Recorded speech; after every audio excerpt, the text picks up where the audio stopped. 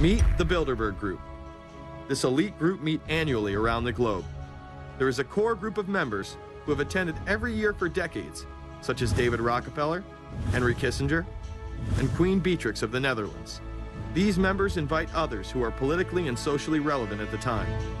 Each year, around 140 people are in attendance. Documents released by the group in 2001 reveal that in September of 1955, the group met in Germany and covertly outlined the idea of a European Union.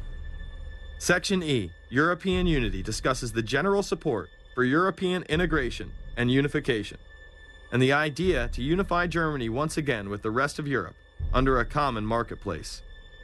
Belgian Viscount and current Bilderberg chairman Etienne Davignon told the EU Observer in 2009 that the next Bilderberg meeting could improve understanding on future action in the same way it helped create the euro in the 1990s. This illustrates the patience, vision, and reach of this organization. It was able to promote and establish both the European Union and a European currency over the course of just under 40 years, incrementally. One of the things that the elitists discussed back at the turn of the century when they were talking about how do you convert the United States into a collectivist system was the fact that you can't do it quickly. You have to let people get used to it incrementally. 2008 and 2009 attendees include World Bank President Robert Zoellick, Treasury Secretary Timothy Geithner, former head of British Secret Intelligence Richard Dearlove, Donald Graham, CEO of the Washington Post, CNN host and author of The Post-American World, Fareed Zakaria, and many other giants of business, politics, and media. You just came back from meeting with the Bilderberg Group. The Bilderberg Group are, you know, when people who are conspiracy theory people, they send me mail, it's usually about the Bilderberg Group. And I get these books on my front door, which I'm uncomfortable with, and it's all about the Bilderberg, like they're the modern day Illuminati. Are you a member of the Bilderberg Group? I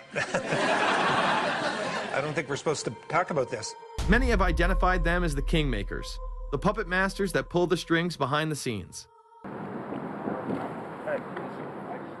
The decisions that these people take, again, they're not only decisions that affect the business community, they affect politics, business, environment, across the entire spectrum. And these decisions are made and taken by a very elite group of people behind closed doors this year at the Brook Street Hotel. We are not privy to these decisions. We're not allowed to know what they're talking about, but we'll definitely feel the consequences of these decisions over the next 12 months.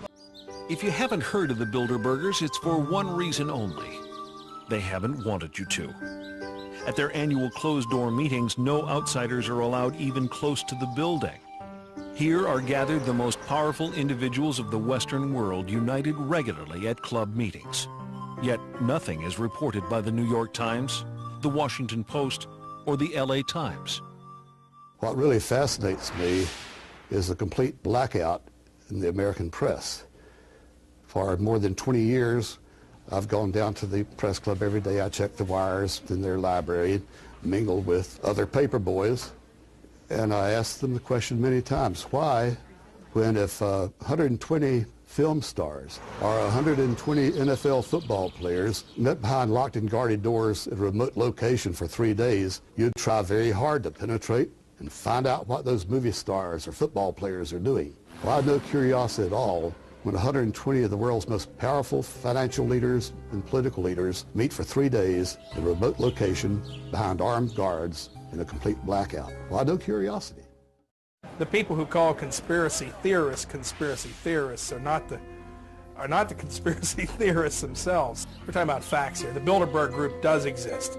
The Federal Reserve does exist.